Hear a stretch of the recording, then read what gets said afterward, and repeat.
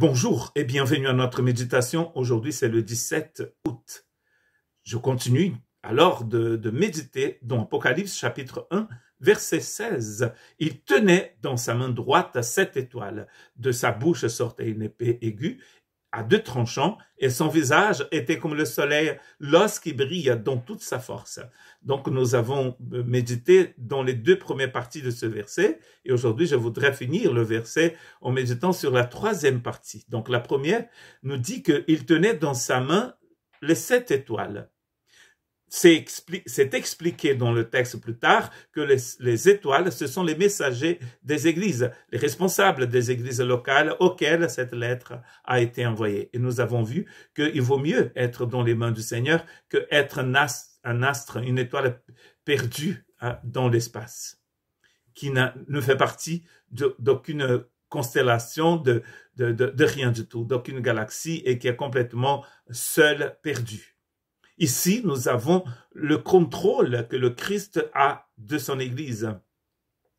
Dans la 2e partie, nous avons vu qu'il a cette épée aiguë qui sort de sa bouche, à la fois une épée de défense et de vie, mais aussi une parole de justice de la part de celui qui est, qui était et qui viendra. Et dans cette 3e partie, il ne peut pas vraiment continuer à le regarder parce que son visage était semblable au soleil lorsqu'il brille au zénith, dans toute sa force, comme le dit le texte. Cela me fait penser à la transfiguration, et je voudrais pour cela lire dans Matthieu chapitre 17, versets 1 et 2. 6 jours après, Jésus prit avec lui Pierre, Jacques et son frère Jean, et les conduisit à l'écart sur une haute montagne. Il fut transfiguré devant eux. Son visage resplendit comme le soleil et ses vêtements devinrent blancs comme de la lumière. Et donc, je suis allé voir ce que le verbe transfigurer veut dire. C'est le verbe métamorpho en grec qui veut dire transformer, changer en forme, transfigurer. Et ça nous suggère, ça parle d'un changement intérieur complet. C'est le changement intérieur qui devient visible à l'extérieur. C'est la gloire de Dieu dans cette personne, du Christ. Et vous voyez que c'est le seul moment dans le récit des évangiles où Jésus se montre de cette manière. Et pas tout le monde, il n'y a que Pierre et les 2 frères, Jean et Jacques. Qu'est-ce que cela veut dire? Nous allons penser, nous pensons souvent que ça c'est un miracle. Mais il y a un théologien qui dit que finalement le miracle c'est l'incarnation. C'est le fait que le Christ, pendant 3 ans, a su garder, cacher cette gloire qu'il possède. Parce que l'incarnation, c'est quelque chose à qui il est devenu, nous dit Paul dans Philippiens. Il s'est retrouvé en forme humaine, il est devenu homme, il est devenu serviteur, c'est-à-dire esclave pour la rédemption. Ça, c'est le miracle. Mais il est rempli de lumière. Et dans Apocalypse, Jean va le voir tel qu'il est. Il va décrire cette vision avec les éléments qu'il avait, avec les termes qu'il connaissait dans la langue qu'il utilisait pour décrire le Christ. Aujourd'hui, peut-être, il allait utiliser d'autres images. Et en fait, pour lui, là, c'est une image que nous pouvons comprendre. Quand il regarde la face du Christ, c'est comme s'il regardait le soleil. Et n'essayez pas, parce que vous allez faire du mal à votre vue, notamment en ces temps de canicule. Bon, là, ça commence à faire un peu plus frais ici dans le sud-ouest de la France. Mais quand on essaye vraiment de regarder cette lumière, quel effet ça a sur nous?